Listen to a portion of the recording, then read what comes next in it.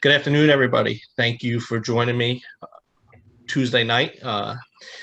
Rolling along right before soccer season, a week away. I have junior defender Abby Doherty from Middletown South. Abby, thank you for joining me.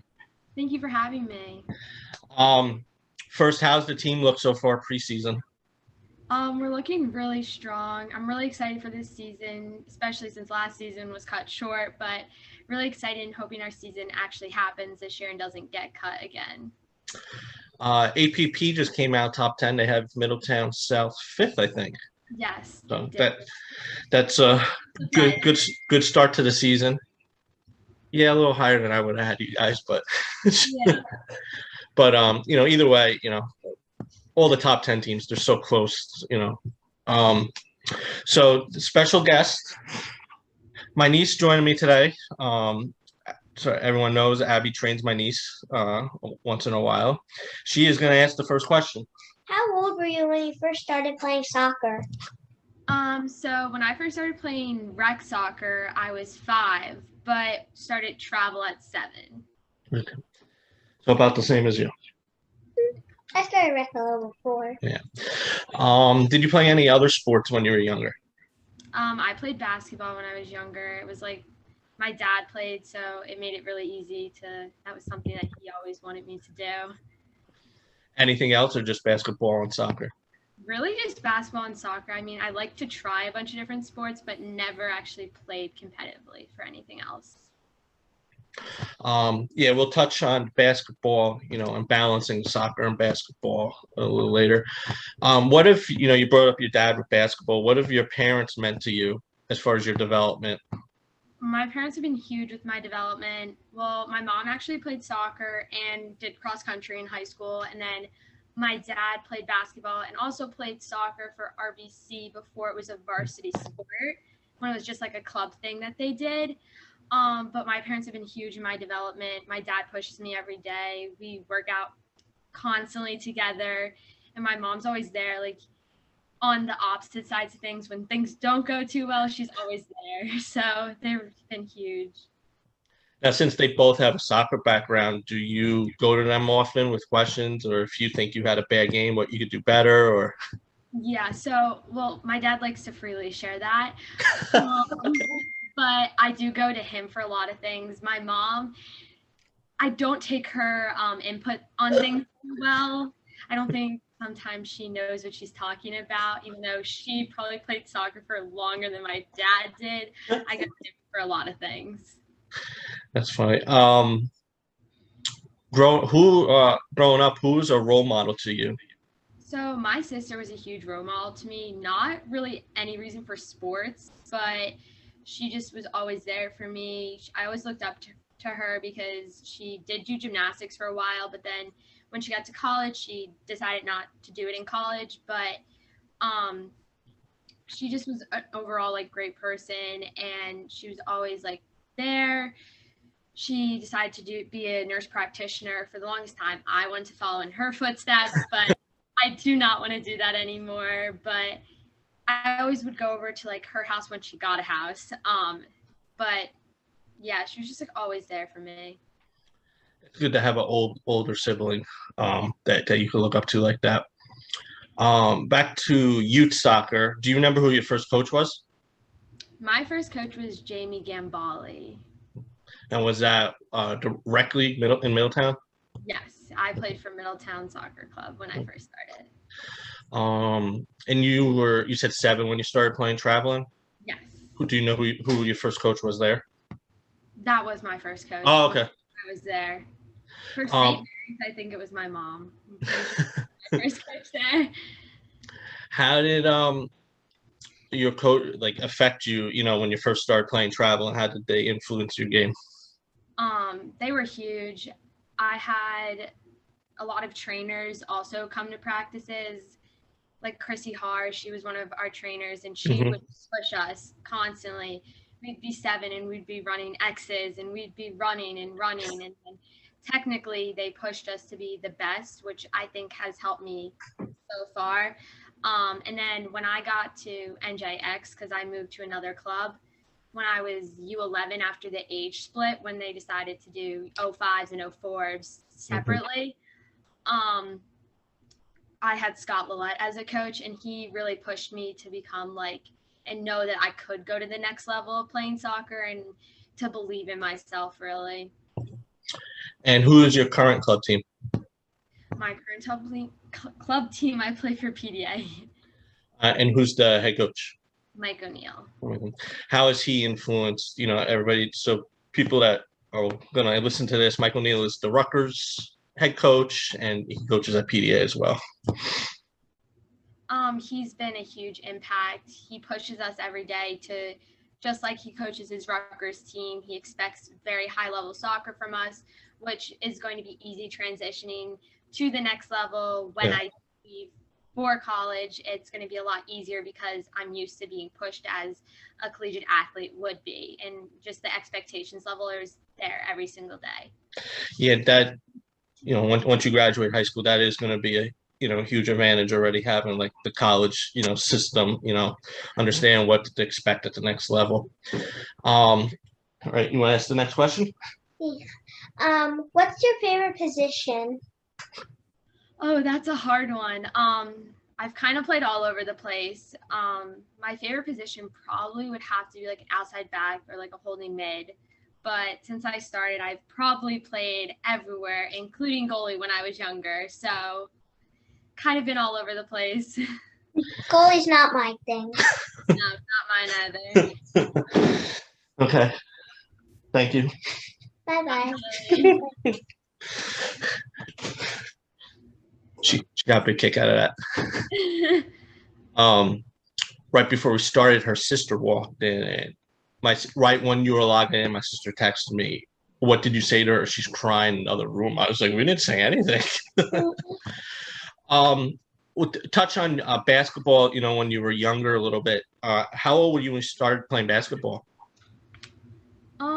I was probably around the same age I started playing travel soccer. So around 7. I started playing travel basketball. Did you do AAU at all?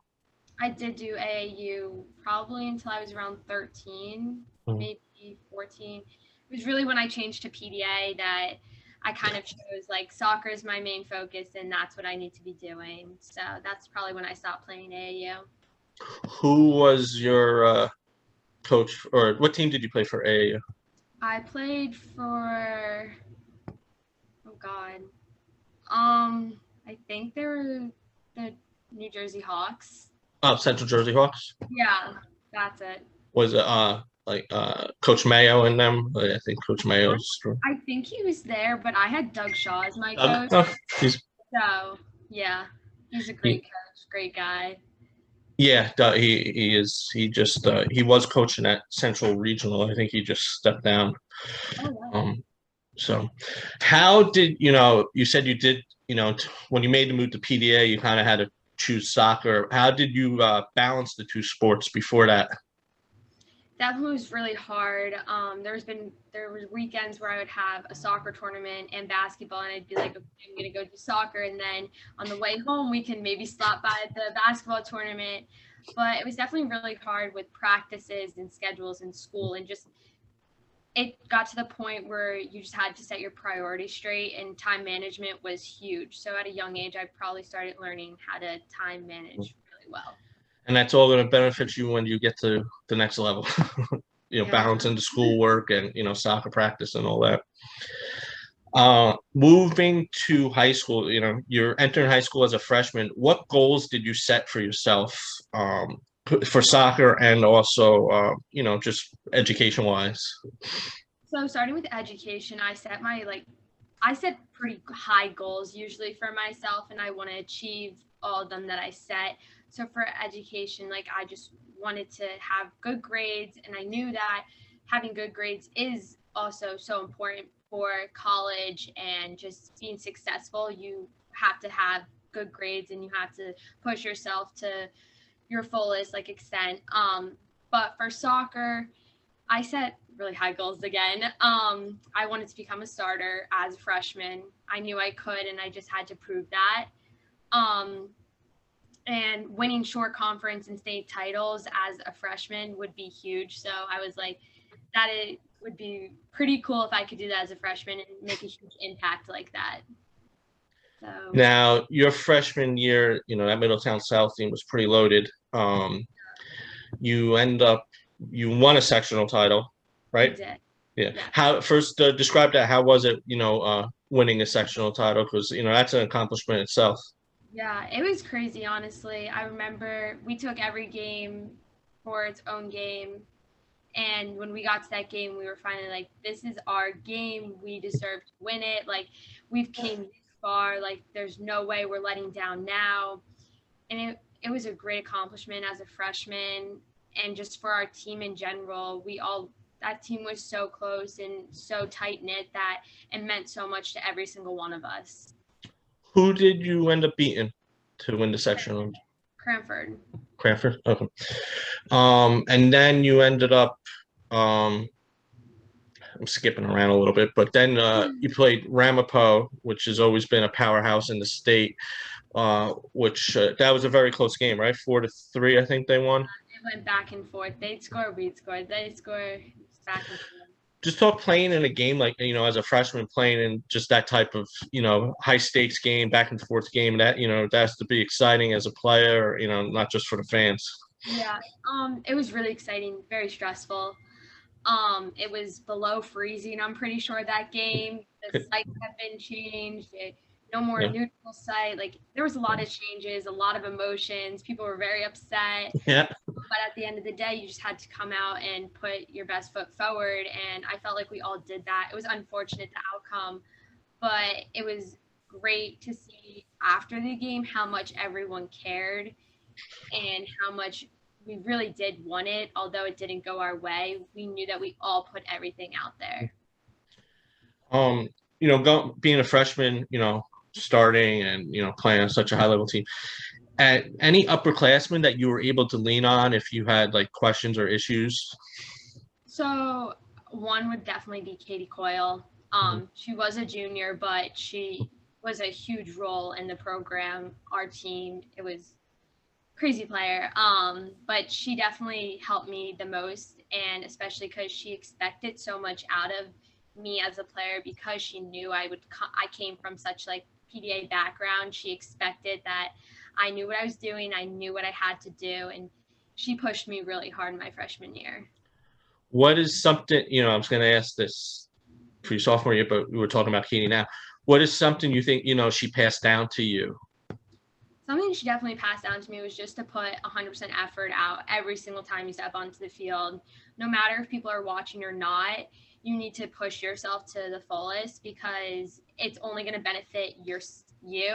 And if you're trying to impress people, you're not going to achieve your fullest, because not everyone is watching you at all times. So you need to just hold yourself accountable, pretty much. Good advice. And her moving on to Notre Dame, tells you, type of player that she was. Last question for your freshman year. You beat RBC during the regular season, and then you meet in the semifinals. Just talk that series, and both games were very competitive, but unfortunately they got the better end when it probably meant a little bit more. Just talk that series, and playing a team like RBC, you think that helps prepare you for the state run that you had? Oh, it definitely helped us 100%. First game was probably one of the first games that we'd actually had really good competition for. I remember the game was really tight. We scored and then they scored and then it was tied, and it went into overtime. So we got that experience on how you have to fight until that last whistle blows. No matter if you come out on top or not, you had to put everything out there. And then during the short conference, it definitely was a tough game. A lot of emotions. Yeah. Yeah. It got a little chippy at the end of that game too. Yeah, but when I interview basketball players, and we always say, playing such a hard regular season schedule just preps you for the state run, which is what matters. We'll touch basketball briefly. We talked about balancing, when you were doing AAU and, PDA. How did you balance, you played basketball your freshman year. How did you balance that with soccer, because you still got to be training for, your club team as well? It was definitely extremely hard. I'm thinking back to it. I don't think there was many things I did miss for soccer. I prioritized basketball games over soccer practices, and I tried to just make sure that even when I came home, if it was 8:30 at night and I'd finished my homework and everything was done, I went downstairs and I did a couple touches against the wall to make sure I was still keeping my touches in up to date pretty much, because basketball did take a lot of time. It was, you were there after school, you might have a game, and then going out with people was definitely hard because your social life has to, like, it gets cut back when you have so much to manage. Yeah, it takes a little bit of a backseat on you. Yeah. Which is a good transition, to last season. A lot of players, you players made a lot of sacrifices, not leaving your house because of COVID. Did you think the season was going to happen last season for soccer? No, not at all. I didn't think it was going to happen. I really was upset about it too, because we had a great team. Didn't think it was going to happen. Thought our season wasn't going to happen at all. But I'm glad it did happen. It sucks that it got cut short for COVID, so they say. Yeah, it did suck. Yeah. We'll touch a little bit on that in a second. Now you play in a very, very competitive division with, obviously, when the schedule came out, everybody had Middletown South, Freehold, circled under their calendars, and then Manalapan, younger team, but they surprised a few people and deservedly starting this season in the top 10. Talk those two Freehold games, because one went your way, the other one didn't. Both very exciting games. The first game, your team was trailing and then tied it and then scored very quickly in the first overtime, right? I think. So just talk those two games.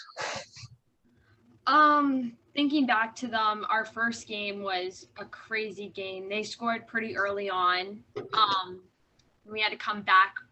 I can't remember if it was 1-0 or 2-0, but we did come back, and it was crazy game. So many emotions. It's every year it's a game to watch. No matter who the players are, I feel like it's a game that, just like Middletown North, we always get excited and we're ready to play that game. Especially because I have some teammates on that team, so it's always like that. And then the second game was really unfortunate. Actually, scored within the last couple of seconds of overtime too. So yeah, it was. To me, it seemed both those games, Frio came out strong, and then second half, in both games, your team came out strong, and then they got lucky. The second game, you girls were able to put them away the first game.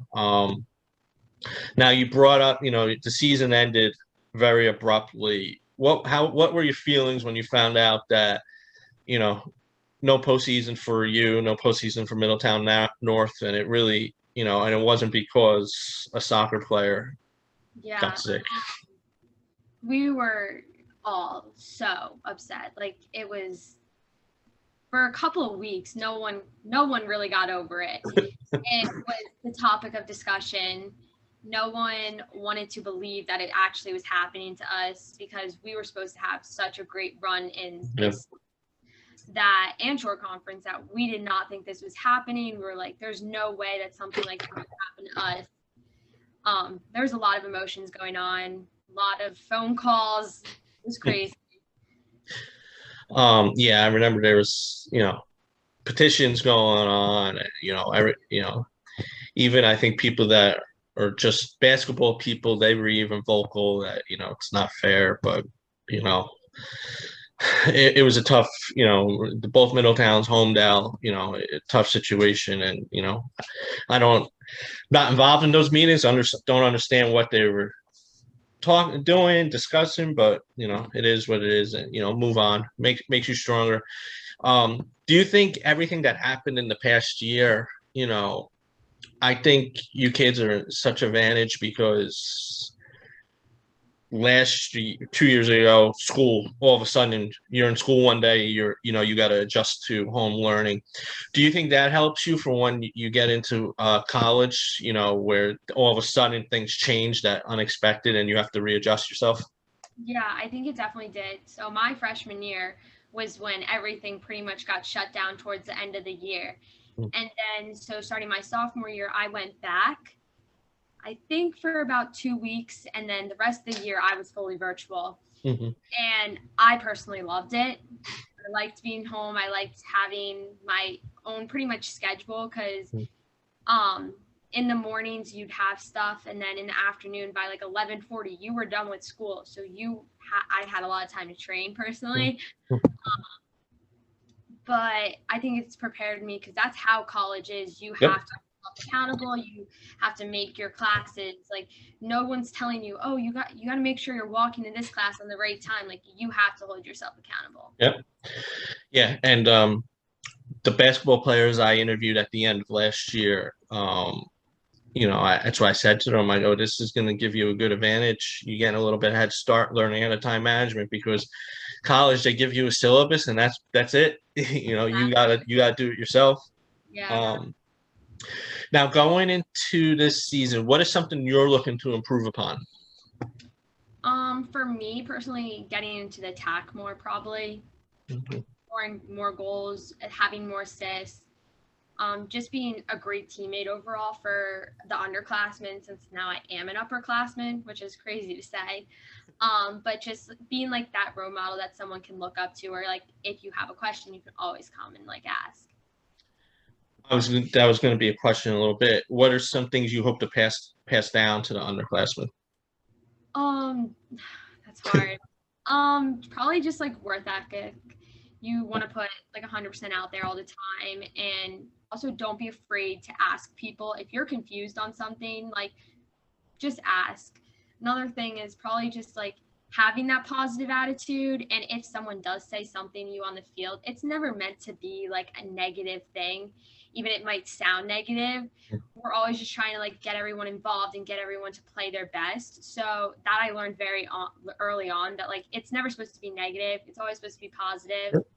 So that's what a lot of people, if a coach yells at you as well, don't take it personal. They can see more out of you than you're doing. What do you think some team goals this year? I mean, Katie graduated, and everyone knows the impact she is on the field. Who do you expect to take her role on the field, and what are some goals you think the team has? Taking her role on the field, probably just our captains all coming together can make a huge impact, and being that vocal presence on the field. Actually on the field, I have been playing a little bit of center mid, so I've been playing kind of like forward, center mid, and a little bit of outside back. So in this season, it will be more deciding on like what game. And then, sorry, I don't remember the rest of that question. What goals the team has? Oh, so goals the team have, we want to make a run in probably the short conference, win a division, state title, maybe not a state title, but we'd like that. Just setting really high goals for us this year, since our season did cut last year. We want to pick up right where we left off and go stronger than we could have. How has Coach Barry helped you in your development? So I actually had her as my teacher in 7th grade. So I remember I'd come in, we'd talk about soccer, and then like when I graduated 8th grade, I went and saw her before graduation. She was like, can't wait for you in high school next year. And like, we had a really good relationship from early on. And I still have a great relationship with her. I can really tell her anything like soccer related. Like I can just go up to her and be like, here's my opinion on something. But she's helped me so much. She's been such a positive like outlook on things for me. And it looks like she has fun. I see, every year the costume, preseason costume, which is, I guess is a tradition. I don't know if she started the tradition or not, but I think it was from when she went to school. so and that's always a plus too. When former players come back and coach, bring back some traditions and stuff. She just seeing everything, and she's always posting the accolades. She just seems like a real supports her team, which is great. On and off the field. That's and that's great that you could go up to her with give your opinion, and because a lot of coaches they don't want to hear it, but that's cares about us a lot. You have some rapid fire questions before we. What's your favorite movie? Probably like Elf. Elf. Yeah. TV show. Love Island. Okay, that's new, right? It's a pretty new show, yeah. Favorite school subject? Math or science? Favorite number? 17 or 13. Favorite food? Oh, I kind of like everything. That's me. I don't really have a favorite food either. Yeah, I'm not really picky. Favorite band or song or musical group? Oh God. Really not. Or picky. Genre? I like all genres. I really like country though. Last question for this. Something you enjoy doing when you are not doing soccer and schoolwork? Probably just hanging out with my friends. A lot of time we'll get like lunch and like go out, or love the beach since we're so close. So those are definitely the two top. It's the advantage of being in the Jersey Shore. Oh yeah. We'll talk future. What are some things you're looking at with visiting colleges and stuff? Is like location, size, that kind of stuff? When I'm looking at college, it's more not the location, but like the size. So I want like a medium to large school. Mm-hmm. I want a great campus, like environment. Just like a positive like campus that everyone's welcome, and my degree that I want to study in is very important. So if they have that, that's what's probably going to make me like go towards that school over another school. That was going to be my next question. Do you know what you want to study? I do. I want to study communication sciences and disorders, which would lead me to become a speech pathologist. That seems to be a more popular, more and more kids my age. I only know one person who did. My best friend's cousin does that, and it's impressive. I know my younger niece. She goes to speech classes and stuff, and you have patience, and I wish you luck. That's a good field, and it seems like a more popular field. Yeah. Than compare when I was younger. Yeah. So a lot of schools have an undergrad program, but if they weren't to have an undergrad program and they just have a graduate program, another thing that I'd be interested in is special education. So those are my top two. Ever think about coaching on the side too? My mom actually brought that up the other day. She was like, I could see you being a coach. I don't know what we're talking about, but she said that to me. It's definitely maybe a possibility. Now, do you think you'd be more of a coach or more of a trainer? Probably more of a trainer. I feel like. I mean, you do when you train Jill, you do a great job. Yeah. So, yeah, people don't really, there's a big difference from being a trainer and a coach. Oh yeah. And I noticed that on the basketball side too. There's a big difference. Last question, then I'll let you go. What advice would you give your younger self? My younger self, for like soccer advice I'd give myself was just to believe in yourself really at a young age. Like developing confidence on and off the field is just huge. Knowing that no matter what you choose to do, you're going to achieve it if you put your best foot forward, and just knowing that you're good enough to do anything you want, just believing in yourself really. That's big. You gotta have confidence, because if you down on yourself, you could see it, I see it affect people on the court, on the field. Yeah. So That's great advice. Abby, thank you for joining me today. Thank you for One having week, me. 1 week away. Can't wait for the season. Actually, 1 week from today. Yeah. I don't know. Who do you girls open up with? We open up with Long Branch. Oh man, okay, should be a win. Yeah. Okay. I haven't gone through your schedule. To be fair, I actually went through the first weeks to see what games I'll be going to, but so there are a lot of good matchups this year. So, Yes. you Hard know, schedule. what's that? I said we have a pretty hard schedule, packed schedule actually. And do you think it's better, last year because of COVID, they basically did the home and away with the same teams. Did you like playing the same teams twice, or do you like it better where it's spread out, you play your division once and then you get to see, other teams? I like it a lot better not playing back to back, especially because if something happens in the game before that, you're definitely have a target on your back the next game, and it's a lot easier to adjust, I feel like.